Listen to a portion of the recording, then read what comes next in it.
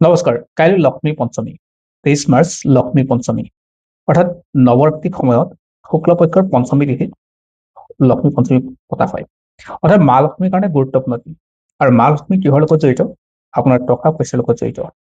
আৰু আপোনাৰ টকা পইচা যদি উন্নত কৰিব বিচাৰে বা আপোনাৰ ধাৰ ঋণ যদি নোহোৱা কৰিব বিচাৰে বা যিকোনো ক্ষেত্ৰতে আৰ্থিক স্থিতি আপোনাৰ বেটাৰ কৰিব বিচাৰে, তেনেহ'লে কাইলৈ এই সৰু ৰিচুৱেলটো আপুনি ফ'ল' কৰিব পাৰে। সাধাৰণতে আপোনাৰ ঘৰৰ যিটো দক্ষিণ পূব দিশ, সেইটো হ'ল মা লক্ষ্মীৰ স্থান। আৰু সেই স্থানত আপুনি কাইলৈ এগছি চাকি জ্বলাব পাৰে। আৰু সমান্তৰালকে আপোনাৰ য'ত পূজা স্থান আছে, সেই স্থানত আপুনি চাকি জ্বলাব পাৰে। কিন্তু দক্ষিণ পূবত এগছি নিশ্চয়কৈ জ্বলাব। দক্ষিণ পূব দিশটো যিহেতু মা লক্ষ্মীৰ লগত জড়িত, গতিকে সেই স্থানত আপোনাৰ জ্বলোৱাটো দায়িত্ব। কেনেধৰণে জ্বলাব, কি কথা। আপুনি 5টা মাটি চাকি আপোনাৰ যি স্থান য'ত পূজা অৰ্চনা কৰে, সেই স্থানত আপুনি জ্বলাব পাৰে। আৰু তাৰে এটা জ্বলাব পাৰে, আৰু এটা 6 নম্বৰটো আপুনি ঘৰৰ দক্ষিণ পূব দিশত জ্বলাব পাৰে।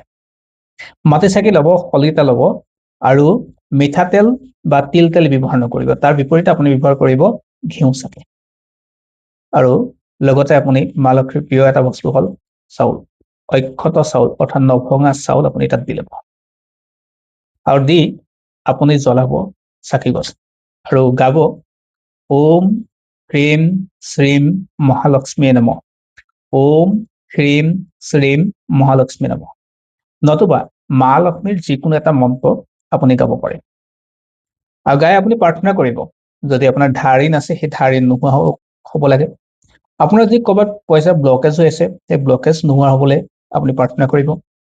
নতুবা আপোনাৰ যি আৰ্থিক অৱস্থা আছে তাতকৈ যদি বেটাৰ হ'ব লাগে, আপুনি প্ৰাৰ্থনা কৰিব। মা লক্ষ্মীক স্মৰণ কৰি আপুনি জ্বলাব। আৰু মা লক্ষ্মীৰ কাৰণে আটাইতকৈ প্ৰিয় ভোগ আপুনি পায়স বনাব পাৰে কাইলৈ। আৰু পায়স কাক খুৱাব? সৰু সৰু কণমানি 9 বছৰ তলৰ ছোৱালীক খুৱাবলৈ যত্ন কৰিব। আপোনাৰ ক্ষেত্ৰত বাধাবিলাক দূৰ হ'ব আৰু বিশেষকৈ আৰ্থিক স্থিতিয়ে ঘৰখনত লাভান্বিত কৰি তুলিব।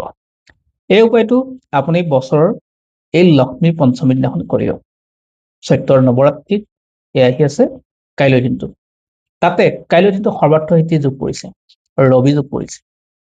এই সৰ্বাৰ্থ সিদ্ধি যুগত সকলো সিদ্ধি প্ৰাপ্তি যোগ থাকে। তাতে কাইলৈ স্কন্দ মাতাৰ দিন, অৰ্থাৎ দুৰ্গাৰ পঞ্চম যিটো ৰূপ, সেই স্কন্দ মাতাৰ কাইলৈ দিন হয়। গতিকে ডেফিনেটলি কাইলৈ দিনটো আপোনাৰ কাৰণে গুৰুত্বপূৰ্ণ। ছেভ কৰি ৰাখক, পাৰিলে বিভিন্নজনলৈ শ্বেয়াৰ কৰিব, আৰু ভিডিঅ'টোত লাইক কৰিবলৈ নাপাহৰিব। আৰু কমেণ্টত জয় মা লক্ষ্মী লিখিব। ধন্যবাদ।